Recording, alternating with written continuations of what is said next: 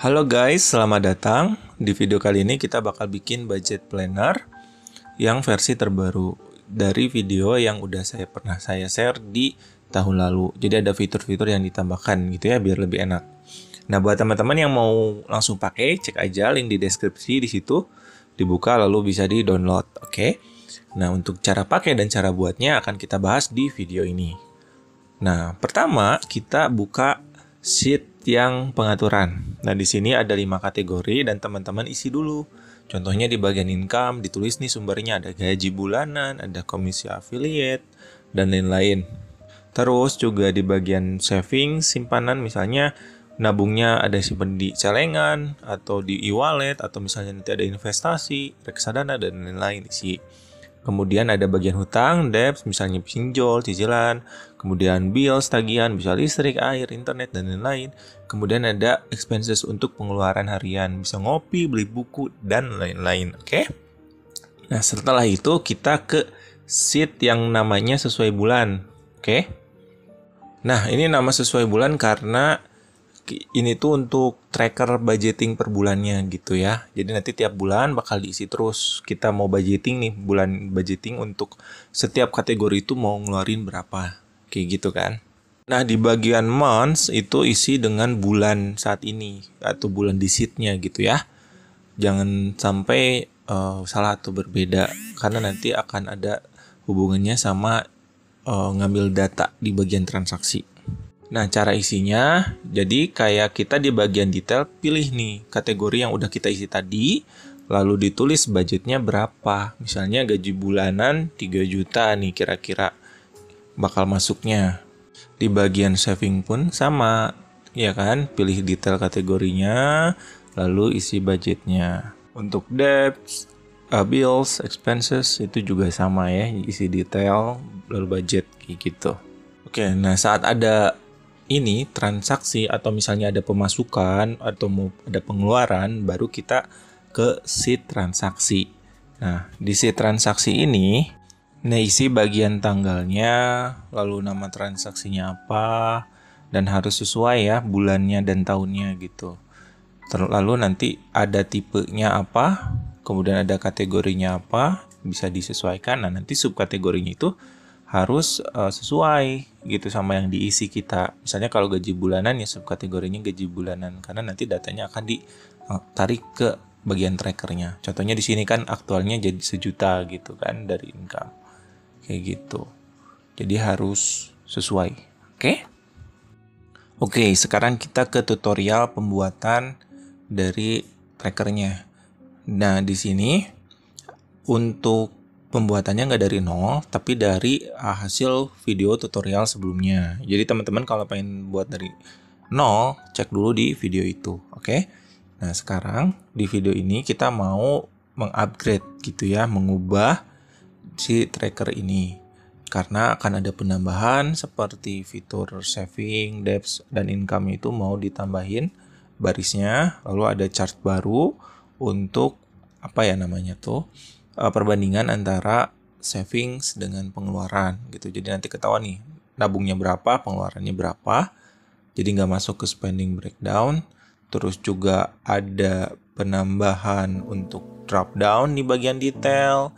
Lalu juga ada conditional formatting di bagian differences. Jadi nanti ketahuan nih aktualnya itu lebih banyak apa lebih sedikit dari yang dibudgetin. Itu kalau aktualnya lebih besar nanti kan minus ya. Nanti ada tanda merah gitu. Jadi tahu teman-teman bisa mantau gitu ya, lebih mudah memantaunya. Seperti itu. Oke, jadi setelah ditambahkan kolom baru, tabel saving, lalu tabel debts juga dipindahkan ya, di copy paste, lalu nanti di cut sepanjang beberapa tuh kita hitung ya. Nah, terus nanti ini kan otomatis ya warnanya muncul. Nah, ini tuh karena dari ini alternating color gitu. Jadi harus di remove dulu gitu. Nah, teman-teman bisa bebas sih milih mau pakai alternating color atau mau enggak. Tapi kalau saya lebih suka pakai alternating color karena ngewarnainnya otomatis. Apalagi kalau misalnya mau tiap barisnya beda-beda gitu. Lebih enak pakai alternating colors.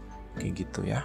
Jadi ini kita remove dulu alternating colornya, baru nanti per tabel aja dikasih warna yang berbeda. Jadi format alternating colornya beda-beda kayak gitu. Nah, setelah itu di tabel di tempat yang lamanya kita hapuskan ya, kita clear aja formatnya kayak gitu. Tapi seperti biasa di remove dulu alternating colornya, baru nanti di clear format. Nanti terus untuk bagian informasi total income, saving, spending dan lain-lain dipisahkan ke bagian kiri itu.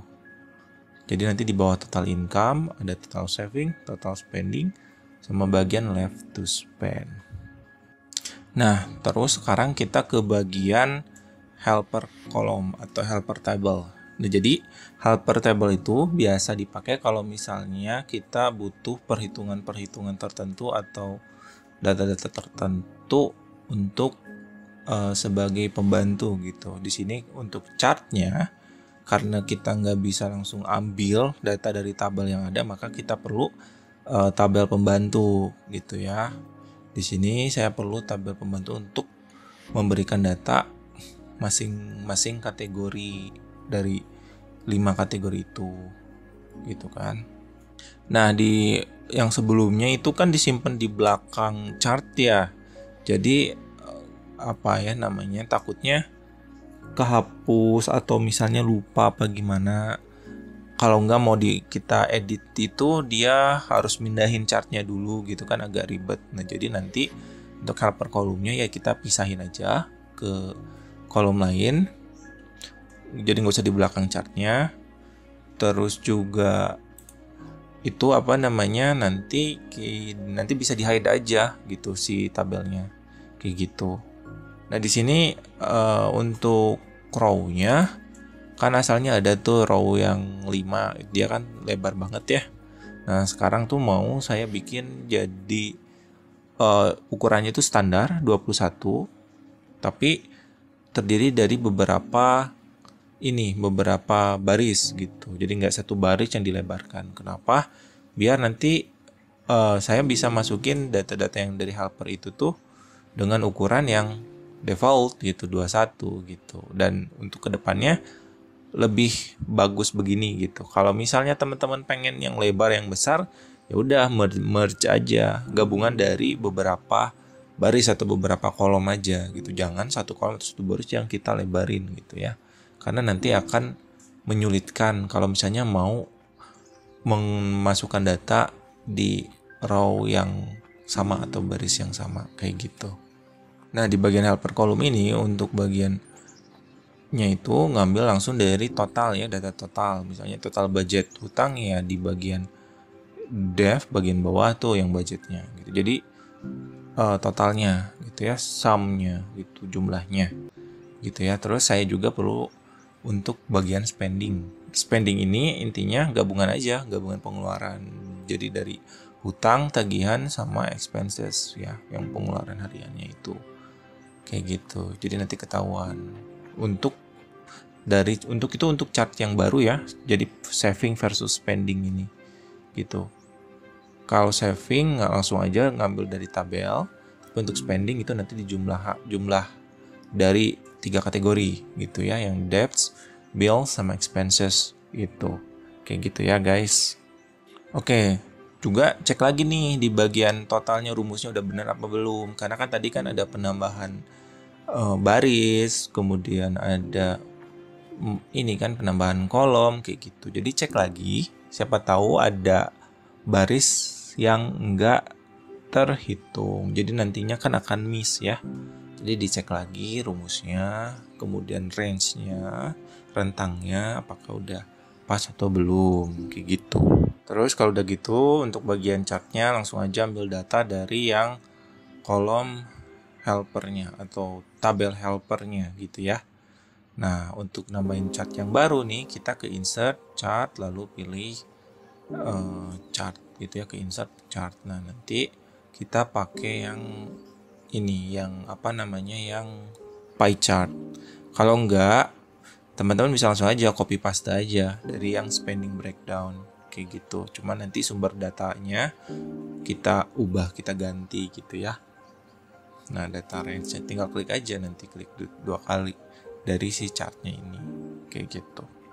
Lalu kita ke bagian total. Nah, untuk bagian total kita langsung aja total saving ya, bagian yang total savingnya, tapi yang aktual ya. Kita ambil patokannya yang aktual, jadi bukan budgetnya. Kayak gitu ya teman-teman. Untuk total income, total saving, total spending, dan total spending dijumlahin yang debts, bills, sama expenses. Jadi 3 kategori aja. Oke. Lalu untuk yang left to spend itu jadi nanti income dikurangi sama 4 kategori lainnya gitu ya. Dikurangi tabungan juga ya, jadi dikurangi saving, debts, bills, sama expenses. Karena kan untuk uang tabungan kan nggak akan kita pakai ya, jadi nggak akan dihitung gitu untuk dipakai yang lain kayak gitu ya, yang untuk savingnya. Oke, sekarang ke drop downnya untuk bagian detailnya. Jadi nanti teman-teman kita blok dulu nih bagian detail untuk income, lalu kita ke insert, drop down, terus pilih yang drop down from range. Nanti kita arahkan range-nya itu ke bagian pengaturan untuk income yang ini, pengaturan A2.2a ya. Jadi seluruh kolom A mulai dari baris kedua tuh. Nah, seperti ini. Jadi nanti kalau ditambahin bakal otomatis nambah gitu ya kalau ada nambah kategori. Klik advance option. Saya mau milih yang show original input aja deh. Udah gini. Lalu untuk display style-nya pilih yang arrow, ada tanda panah gitu ya. Kalau plain text nggak kelihatan nanti. Mana sih? Oke. Ini yang plain text, lebih enak pakai yang arrow ya. Arrow seperti ini. Klik done. Nah, ini kita hapus dulu nih. Nah, jadi kita bisa milih itu ya. Seperti ini. Nah, ini berlaku untuk yang ini juga nih. Sekarang kita bikin untuk yang saving ya.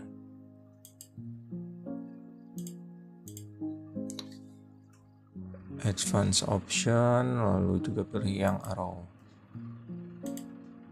Oke, seperti ini. Dan ini juga untuk yang lainnya juga sama ya. Seperti itu caranya.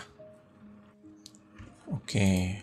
Jadi semuanya kita ubah ke drop down gitu ya, teman-teman ya. Jadi nanti cukup isi 1 kali aja yang ada di bagian sheet pengaturan kayak gitu. Jadi untuk di bagian trackernya yang tiap bulan ini dia cukup kita klik aja, pilih aja yang udah ada gitu ya. Nah ini seperti itu ya. Ini ada tanda merah gitu karena isinya nggak sesuai dengan yang drop down gitu.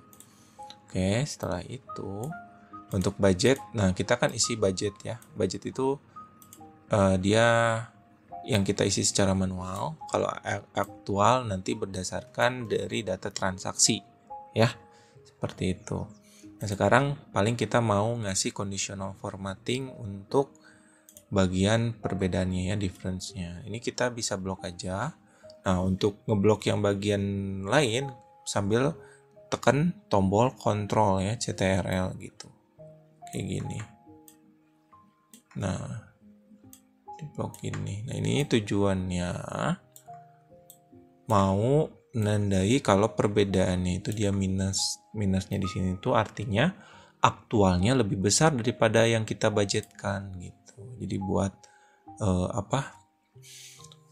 bisa kita pantau gitu. Nah, udah kita blok ke bagian format, terus conditional formatting.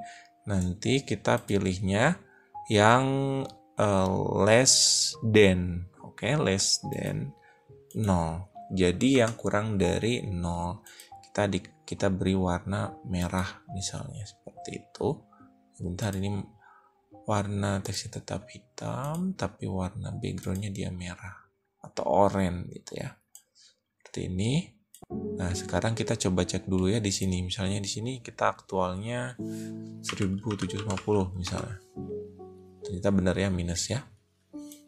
Oke. Coba di sini juga sama. Nah, di sini juga sama. Oke, berarti udah benar ya, teman-teman ya. Udah. Nah, ini kita mau ubah juga ya format penulisan angkanya. Kita bikin antara huruf dengan angka itu ada jarak gitu, ada space. Ini kan nyatu ya. Nah, caranya kita blok nih bagian sini, kita blok. Sama kayak tadi, pencet CTRL ya, sambil pencet Ctrl sambil ngebloknya.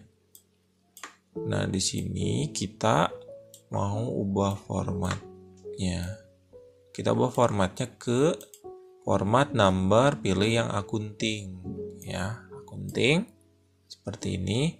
Lalu nanti nolnya, 0 di belakang komanya kita kurangi. Nah, klik ini ya, decrease decimal place. Kita kurangi. Seperti ini. Gitu.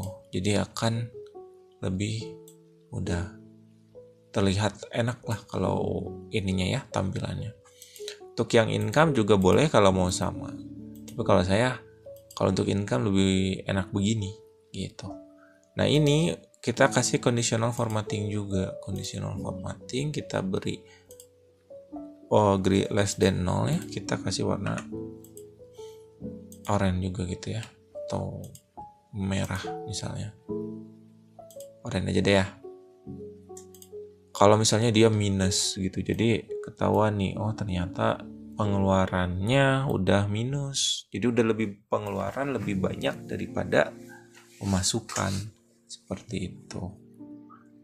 Bisa jadi seperti itu misalnya.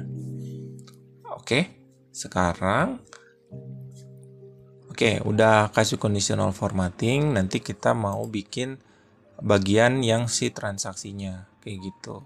Nah, untuk si transaksi nanti kita buat, lalu kita sambungkan dengan perhitungan yang aktualnya gitu ya, teman-teman. Nah, sebelum itu kita coba hide dulu aja kolom helpernya. Kayak gitu ya. Oke, kita hide kolom helpernya, yaitu kita pilih nih nama kolomnya gitu ya. Ini kita pakai Ctrl Shift kanan ya. Mau nge-hide semuanya tuh yang ada di kanan. Dari kolom U ke kolom paling kanan.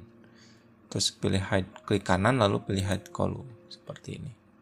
Nah, di sini kita klik include data for all ya. Jadi data yang di hide itu tetap diambil. Nah, jadi seperti ini ya, teman-teman ya. Untuk yang bagian ini ya, bagian trackernya. Oke. Sekarang kita ke bagian transaksi. Oke, sekarang bagian yang sheet transaksi. Jadi teman-teman tulis dulu aja nama kolomnya ya, tanggal, nama transaksi, tipe, kategori, subkategori, jumlah, dan catatan. Habis itu di blok tabelnya, misal kita blok 20 baris dulu ya, sampai 20 baris. Lalu ke bagian ini ya, bagian oke, jadi teman-teman pertama tulis dulu aja nama kolomnya ya. Ada tanggal, nama transaksi, tipe, kategori, subkategori, jumlah, dan catatan. Terus nanti setelah ditulis kita langsung aja blok ya sampai 20. Nah, ini ada tulisan convert to table, bisa boleh diklik atau enggak ke bagian format lalu klik convert to table gitu. Nah, nanti dia biar bisa setiap kita tulis di sini nanti formatnya akan otomatis gitu. Oke. Nah, kemudian di sini kita tulis saja nama tabelnya itu transaksi ya. Transaksi misalnya. Ini di sini saya tulis 2 karena ada ini transaksi ya. Ini kan kopinya gitu. Oke, terus nanti di sini kita klik bisa rubah ininya ya, rubah table formattingnya pakai grid line. Ada grid line-nya. Terus kalau mau rubah warna table di sini gitu. Kalau mau ganti range-nya, rentangnya di sini bisa. Nah, nanti untuk formatnya bisa klik aja ke sini, edit column type. Apa? Kan untuk ini tanggal, berarti edit column type, date, pilih date gitu. Format si kolomnya ini teks. Ini tandanya teks ya. Edit column text gitu. Nah, untuk tipe kan mau pakai drop down. Nah, tipe edit column type terus pilih drop down. Nah, untuk tipenya di sini kita tuh ada 3 ya. Ada income, expenses, sama transfer. Kalau income kan pemasukan kayak gaji, expenses itu kan pengeluaran, kalau transfer itu kayak yang nabung. Jadi hanya pindah akun aja gitu loh. Jadi uangnya nggak bener-bener hilang kan, dibayarkan atau dikeluarkan gitu, hanya pindah rekening seperti itu, pindah akun. Nah, klik done tuh, oke. Kemudian untuk kategori kita juga pilih edit drop down, pakai drop down ya. Nah, ini udah ada nih income, bills, expense, debt, saving. Kalau nggak gini, kita juga bisa pakai drop down from range. Nanti kita arahin ke rentang yang ada di sini nih, penganturan nih. Gitu. Kita blok aja ini. Terus oke. Jadi hasilnya juga sama kayak gini ya tuh. Terus nanti kita warnain. Mau warnanya apa, bebas. Kayak gitu ya. Nah, misalnya warnanya ini aja deh, ini hijau, biru, ini merah ya, utang, bill ungu deh, expenses apa ini. Oke, terus klik done seperti ini ya. Lalu bagian subkategori. Nah, subkategorinya kita ngambil dari, ada rumus di sini. Ini tuh rumus buat bikin level 2 drop down atau dependent drop down. Jadi drop down yang nilainya itu akan berubah-ubah tergantung dari drop down yang sebelumnya. Jadi ini karena ini subkategori, kita edit kolom tab dulu ya. Kita klik drop down, lalu pilih yang from arrange. Nah, ini kita tulis sama dengan, terus pilih yang di sini. Tadi ini sama dengan, kita rentangnya dulu deh. Kita klik rentangnya tuh ini, copy transaksi sama dengan I2 sampai I. Jadi kita mau ngambil data sepanjang satu baris dari kolom, mulai dari kolom I gitu ya, dari I2 satu baris kayak gitu. Klik OK. Nah, seperti ini.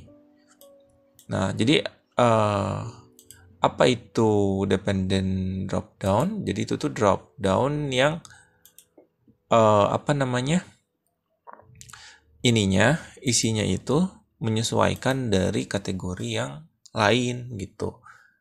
Dari drop down yang lain di sini kan pengennya tuh sesuai dengan kategori ya. Kalau income ya kayak gaji bulanan dan lain-lain. Kalau misalnya drop down, kalau saving misalnya BCA kayak gitu ya.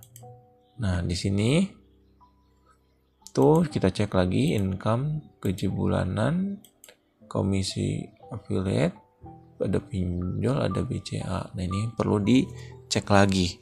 Oke, jadi ada kesalahan ya teman-teman.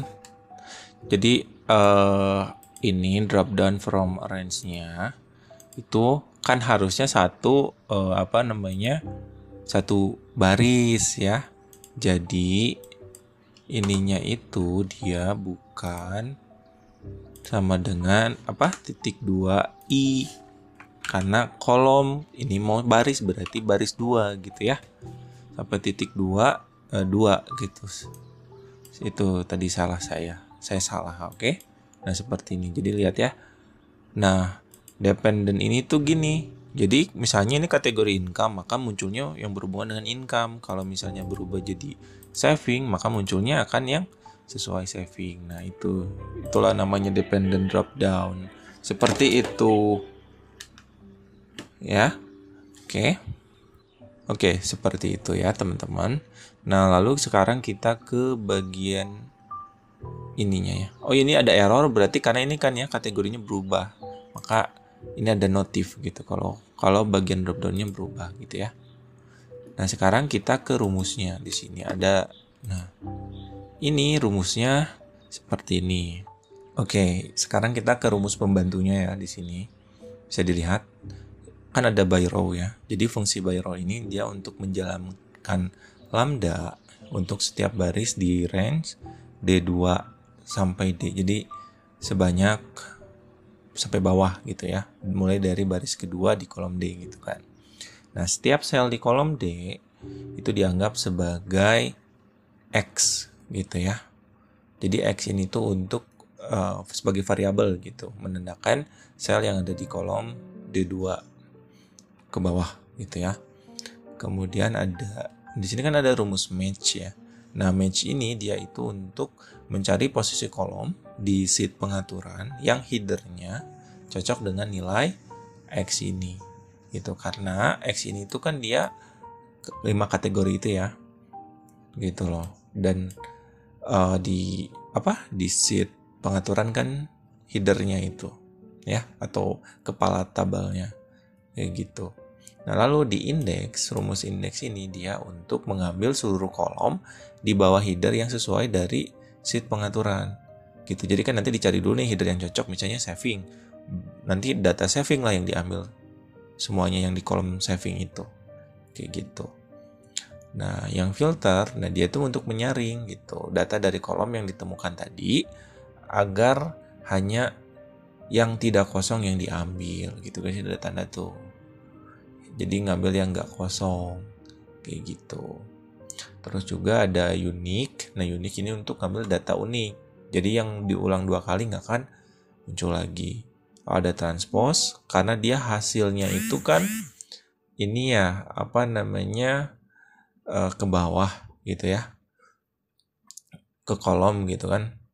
Nah, pakai transpose itu untuk mengubah hasilnya dari kolom menjadi baris agar bisa ditempatkan baris demi baris gitu ya, ditranspose karena nanti untuk drop down itu kan. Lalu ada if error. Nah, if error ini tuh untuk memberikan pesan custom saat terjadi error. Jadi saat terjadi error di sini saya pengennya blank aja gitu, atau dikembalikan string kosong, maka dikasih tanda petik 2 seperti itu. Oke.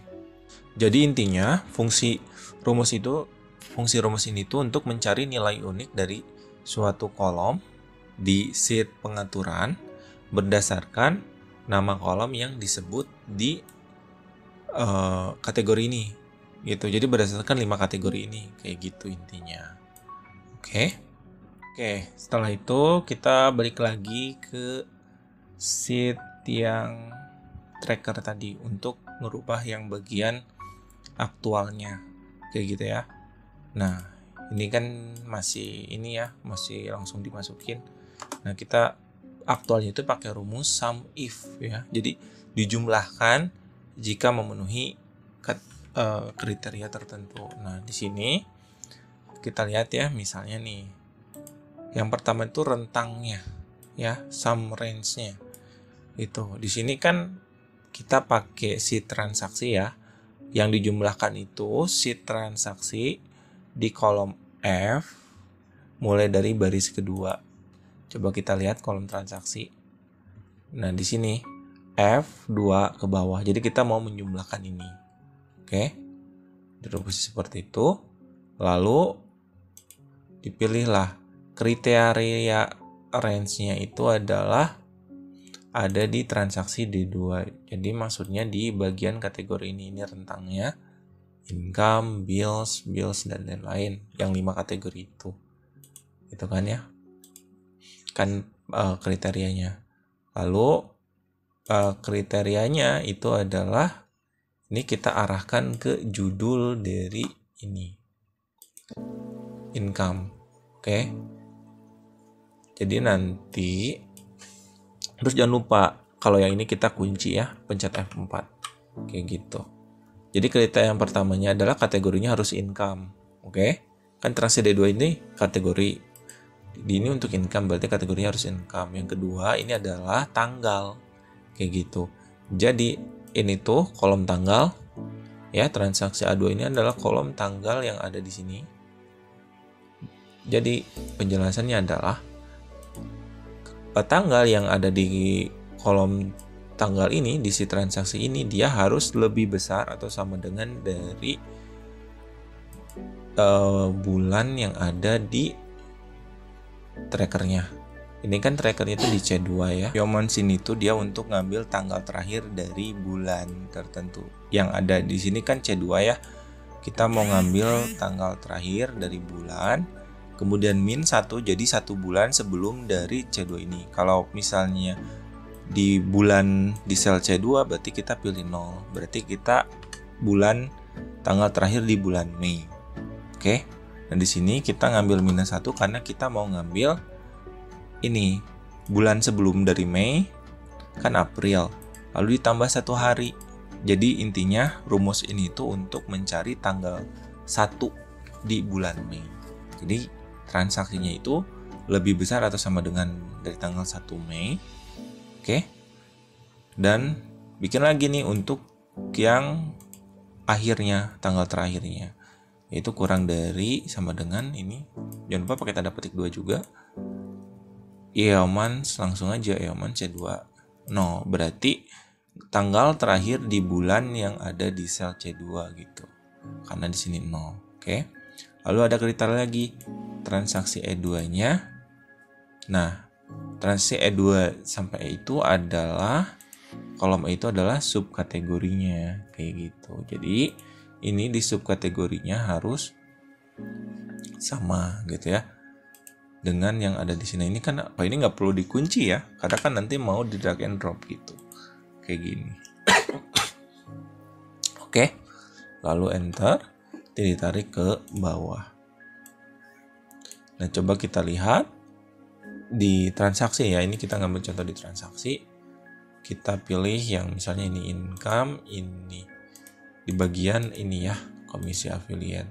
Lalu kita lihat ternyata aktualnya nambah ya, kayak gini contohnya.